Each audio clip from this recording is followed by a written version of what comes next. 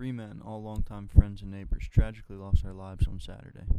The Joplin, Maryland natives were on their way to Bristol for a NASCAR race that took place on Sunday. Shortly after takeoff, Theodore C. Ryder, the plane's pilot, reported some difficulty and went down about 9 minutes later, just feet away from a neighborhood home, that of my parents.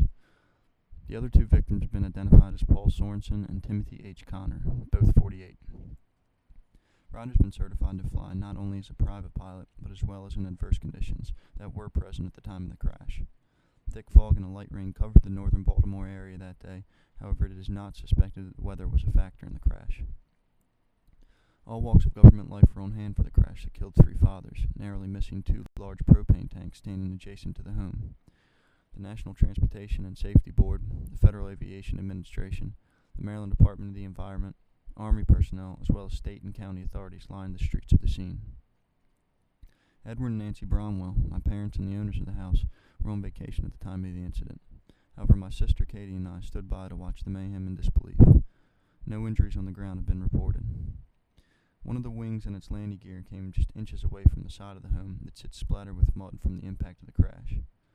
As authorities removed the remains of the six-seater Piper Saratoga, oil and gasoline spilled to the ground, which will likely leave damage to the water well that sits about 15 feet in the opposite direction of the home.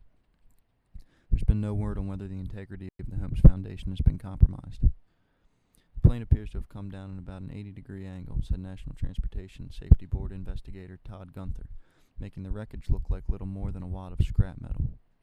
A 4-foot crater sits where the aircraft met the ground that had houses up to a quarter-mile away shaking at the impact.